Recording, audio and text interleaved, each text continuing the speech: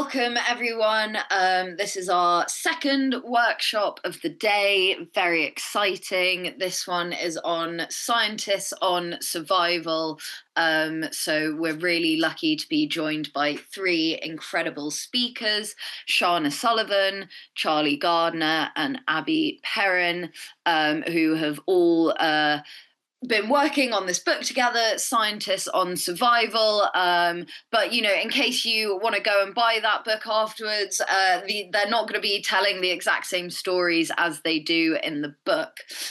So just to introduce them all briefly, Shauna is an astronomical observatory technician for UCL, where she's also undertaking a part-time PhD in instrumentation, which for us non-scientists is developing a UV spectrometer instrument for detecting ozone in Earth's atmosphere from small satellites.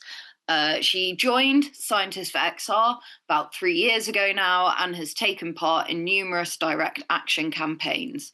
And she's also the founder and higher education coordinator of the Education Climate Coalition, which is a group bringing together student, educator, and academic led climate action groups within educational institutions to create collaborative campaigning and mutual aid. Charlie is a conservation scientist turned activist and climate communicator. He spent most of his career working to conserve tropical biodiversity, especially in Madagascar, and has lectured on conservation at the University of Kent, and has been involved with Extinction Rebellion since 2019.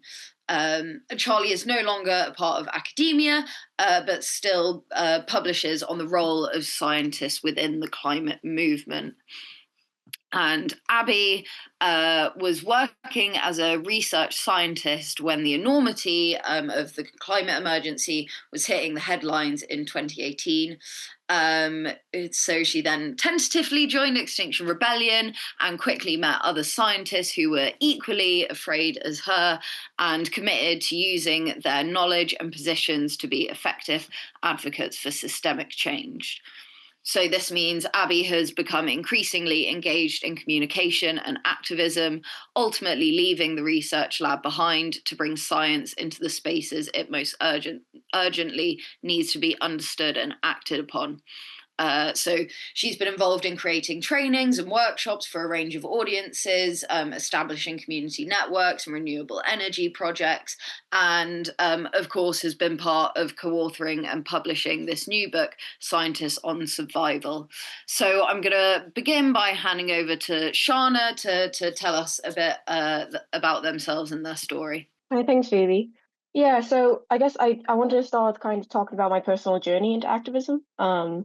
So, I mean, I can't remember really an age at which I wasn't aware of the climate crisis. Like as a child, I was just racked with climate anxiety, just through osmosis and through like seeing the news. As a child, I was like the youngest of five, so we just had like the news on, or I'd overhear conversations. I was a bit more older, and I was just shit scared since a very, very small child. And I remember very distinctly that the adults would always try to assure me that things are going to be okay.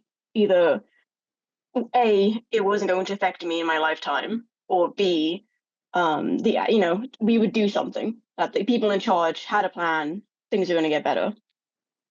Spoiler alert, they did not get better at all. Every year on year, I've seen the news. It kept coming up at school, and it just seemed like things were just actually getting worse and worse. And even from that young age, I knew something radical had to be done. And every year that I saw that wasn't being done, I basically sunk further into despair. There was a pervasive feeling always growing up that things needed to be done, but they had to be done by someone else. Someone else had the power to do them, and I just wasn't that person. And I just had to wait for them to do it, or I had to appeal to them somehow and get them to do it. This kind of sunk me kind of most of the despair of my life. I pursued a degree in physics and space engineering because I still wanted to contribute to the world, but it was too intimidating, I think, for me to engage with climate as like a science, because it was just such an like anxious point for me. The this all kind of shifted when I saw Extinction Rebellion, and I feel like I came to actually the activism game pretty late, considering I'd been anxious about climate my entire life. But when I think it must have been around 2021 when I joined Extinction Rebellion, and I kind of brought this attitude with me of, well, I'm not the one to do something. I'll just show up as a body and just bulk out their protests, bulk out the crowd. But once I started doing that, I realized that everyone there was also just a person.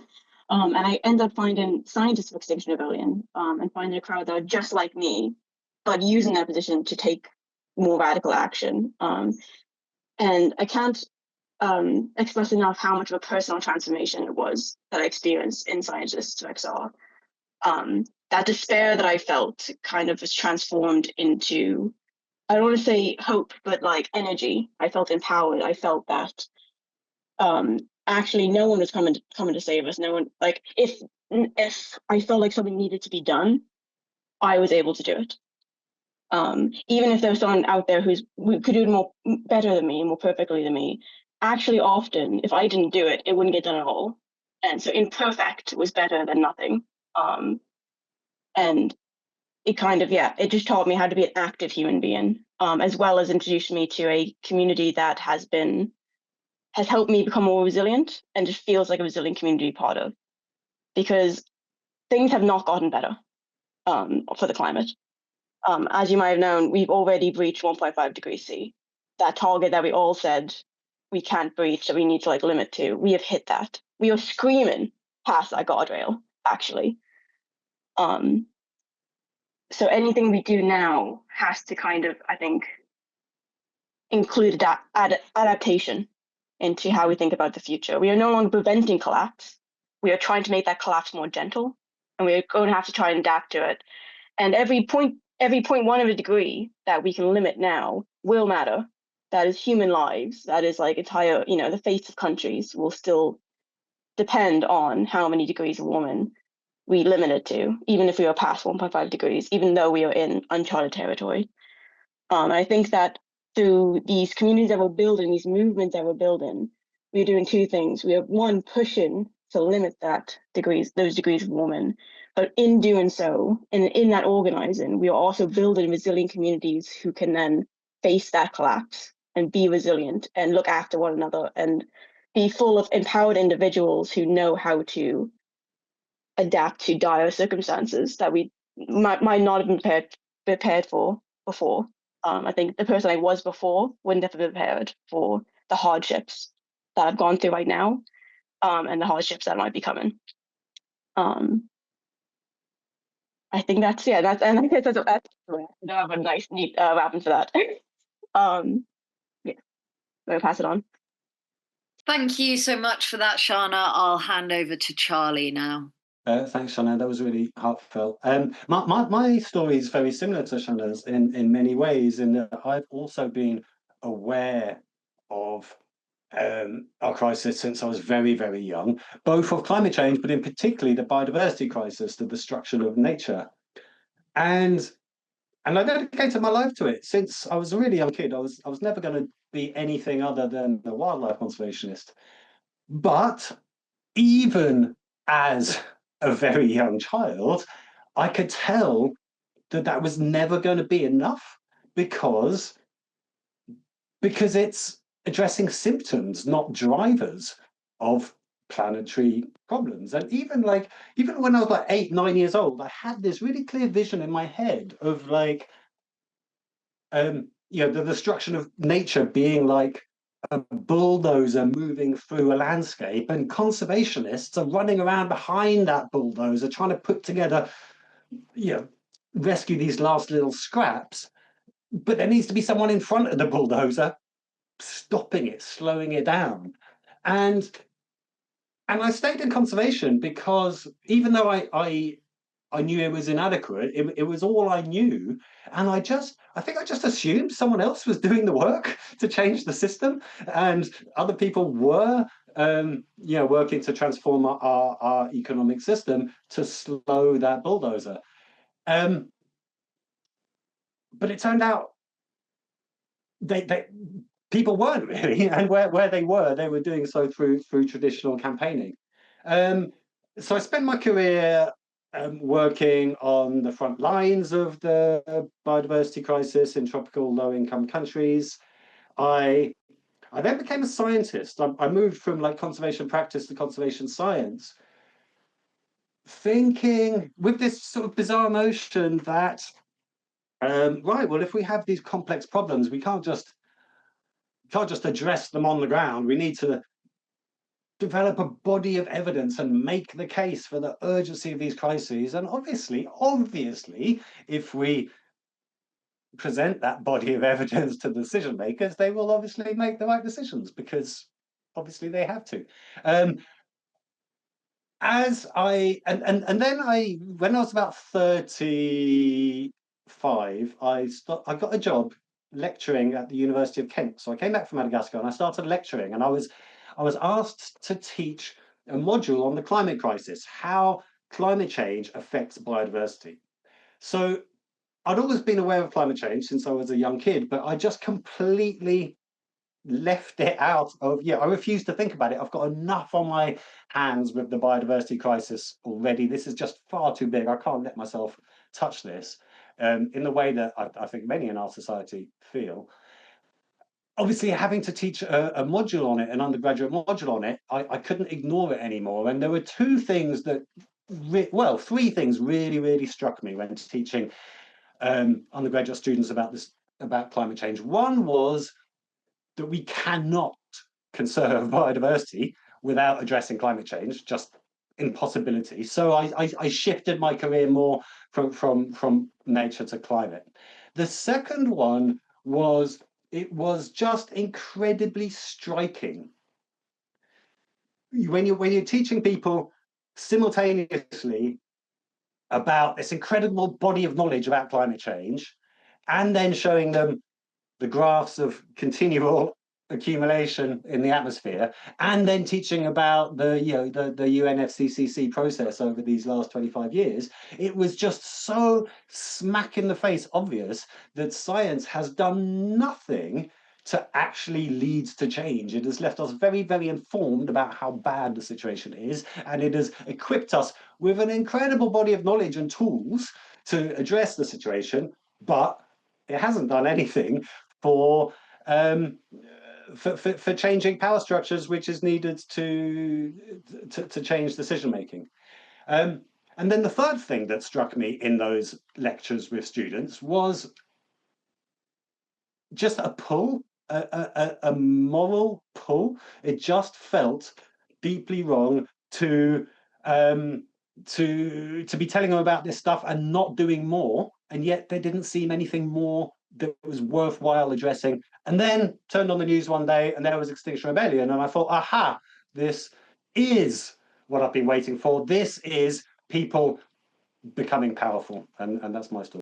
Great, thank you so much, Charlie. And finally, over to Abby to share your story. Thank you both. Thank you, Phoebe. I guess all of our stories kind of end similarly, but start a bit differently, because unlike Shanna and Charlie, I didn't grow up worrying about climate or biodiversity or any of these things.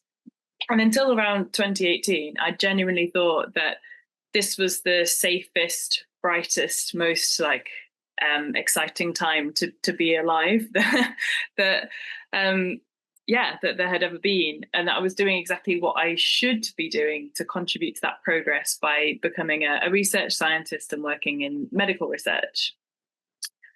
And it's kind of remarkable to me now that in all of my years of being trained as a scientist, that climate and nature never came up. I didn't learn about it at school. I didn't learn about it at university. I was vaguely aware of things in the news, animals going extinct, planets getting a bit hotter, but I genuinely did not cross my mind that these things would affect me in my lifetime or people I loved, or that they'll become this serious existential problem. Nothing about my education or training or exposure to other scientists, even in that line of work, it told me that. Which was why an otherwise kind of unassuming Thursday in the research institute where I was working in London in 2018, really changed everything. It was like the rug had been pulled. Because a scientist came to talk to us, and he wasn't actually a climate scientist. He was a doctor, a health scientist, and he'd contributed to the latest series of climate reports at the time. And he took this group of scientists in their random Thursday lecture through all of the things, all of the worst impacts that were projected as a result of the climate crisis. And yeah, it was a lot to take in. And I can't remember a single statistic or graph that he showed all those years ago. But I remember one thing that he said really clearly, and he said that he thought his own children wouldn't see their 50s. And this was a man who was about the same age as my dad. So that was a moment of like real shock, like not just this is a problem that will affect people around the world, and that's a terrible, terrible thing, but this will affect me. This will change the course of our lives.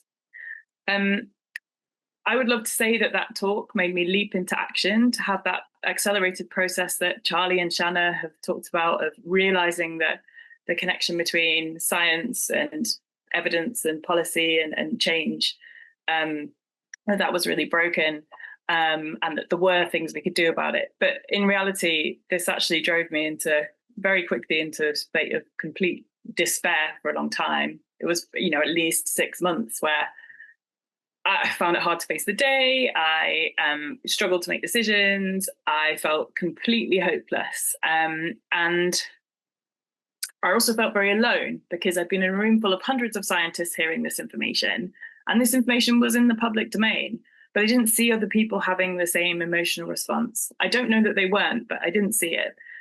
And it was only through incredibly reluctantly dipping my toe into the protests that were on my doorstep. I can't imagine how different life would have been if they weren't. That I started to meet a community of people who were taking this crisis seriously. They were looking it in the eye and talking about it, and were actively engaged in answering the question, what is the role of scientists in this new situation that we find ourselves in? Like, we've been operating on a premise that is completely false. What do we do now? And how can we as a scientific community, with all of our privileges, contribute to developing some kind of response that actually helps the situation rather than fuels it further? So the ideas and the people, including Shanna, including Charlie, that I've met as part of the community of scientists for Extinction Rebellion, have changed my life in a more positive way than that talk did. And the major reason I decided to coordinate this book project, be one of the coordinators that did that, was because I would love to see the stories and ideas that have really empowered me and inspired me and made me feel much less disabled by the state of the world, to reach as many people as possible. So, from 6 or 7 years ago, feeling terrified, alone and powerless, this group of humans who are the authors of a book and the members of a wider community of scientists and more who are engaged in climate activism, they brought me from feeling this complete overwhelming despair to a sense of agency and purpose, and in a way have made me feel a little bit braver too. So those years are full of stories and experiences that I'm incredibly grateful to have had. It's really changed my view of what we can do when we work together. They've taken me to Parliament, to many, many protests, and to a few police stations.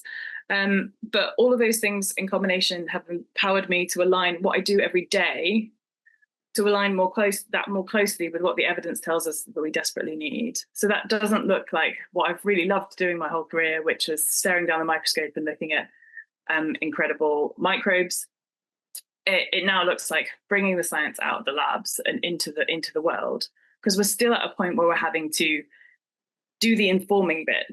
People still don't know, like people who are making some of the most existential decisions, like our governments and large businesses, that it's still not something that people know and are talking about. And it's hard to know that we can build this better, safer world if we don't have that first bit right, if we're not understanding and feeling what the scale of the crisis and what it really means to us. So that's what I'm trying to do now. And I'm incredibly grateful to all the people who've made that possible.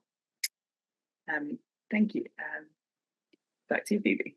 Thank you all so much for sharing your stories.